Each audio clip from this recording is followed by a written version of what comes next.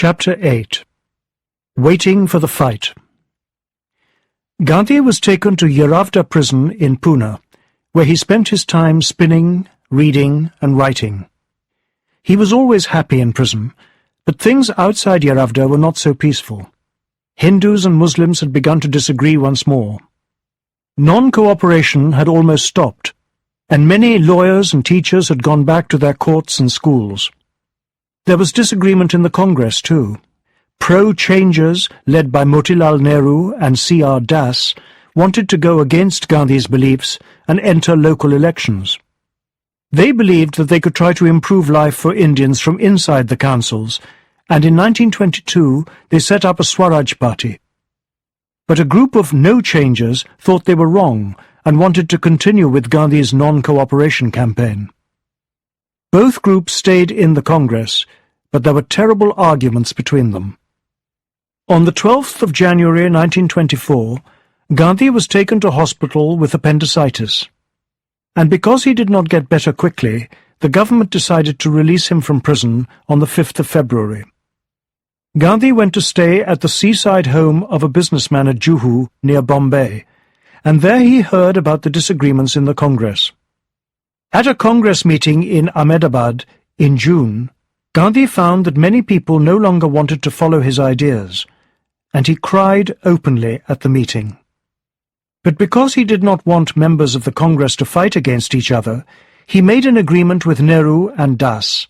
He allowed the Swarajists to enter local elections, and they agreed that Congress members had to spin on the charkha. Gandhi now moved away from politics for a while and spent his time thinking about the problems between Hindus and Muslims. He wrote a long article in Young India about two of the main disagreements. Hindus did not like Muslims killing cows, and Muslims were often upset when Hindus played loud music near their mosques at prayer time. But there were other problems between the two religious groups. Many Muslims believed that Hindus had quietly gone back to the Raj's courts, schools and councils while they had stayed away and followed non-cooperation. In September 1924, there was violence between Hindus and Muslims in Kohat, in the northwest of India, and Gandhi decided to fast for 21 days at the home of one of his Muslim friends. Gandhi had been very ill with appendicitis, and since coming out of hospital had been busy with the problems inside the Congress and between Hindus and Muslims. He was not strong, and many people worried that this fast might kill him. It did not, but it also did not stop the disagreements between Hindus and Muslims. Gandhi's friends wanted him to become president of the Congress in 1925 to keep the party together, and he agreed. He also spent a lot of time that year writing his autobiography, Satyagraha in South Africa, and continuing his campaigns for khadi and equality for the untouchables. He travelled around India once again, and thousands of people came to see him. To many people, he was like God. At every meeting, Gandhi told people to start spinning. He believed that spinning could bring everyone in India together, rich and poor, village people and city people. He also believed that spinning helped to organize people so they would be ready for civil disobedience.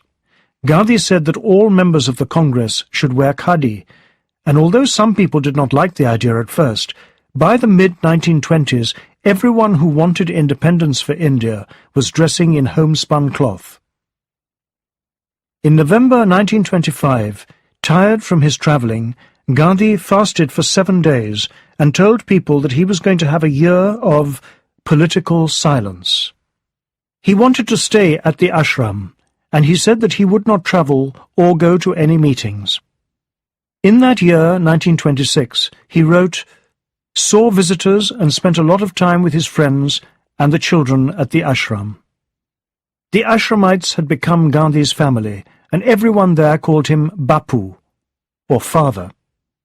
He expected everyone on the ashram to keep it and themselves perfectly clean, to work hard and to spin every day. But life there was very happy, and no one was frightened of Gandhi, who often helped out in the kitchens himself. But while Gandhi always treated his ashram family with kindness and love, he was very hard towards his own sons. He sent many young men to England to study, but did not give his own sons a good education, and this upset them. Harilal, Gandhi's eldest son, had a difficult life, possibly because he did not feel loved by his father, who had so much love for everyone else. He began drinking, became a Muslim, and wrote articles attacking his father. Harilal's children came to live with Gandhi and Kasturba, but for many years he did not see or speak to his father. After Gandhi's year of silence, he began travelling and going to meetings once more in 1927. Often at meetings he held up 5 fingers. One, he said, was equality for the untouchables, the second was spinning, the third was keeping away from alcohol, the fourth was friendship between Hindus and Muslims, and the fifth was equality for women. Gandhi's wrist was non-violence. These things would free every Indian's body, Gandhi said, and give India her independence. There were often as many as 200,000 people at Gandhi's meetings. Sometimes he sat in front of them in silence until they became quiet, then put his hands together in prayer and left. All this time, Gandhi was waiting for a chance to start a new campaign of non-cooperation. He became ill in March 1927 and had to rest for a while, but he was travelling again when he heard that the new British Viceroy, Lord Irwin, wanted to see him. Gandhi travelled for 2 days to get back to Delhi, where other important Indian political leaders had also arrived. But Lord Irwin had nothing to say. He just gave Gandhi and the others a paper which told them that the Simon Commission, a group of people from England led by Lord Simon, would travel around India in 1928.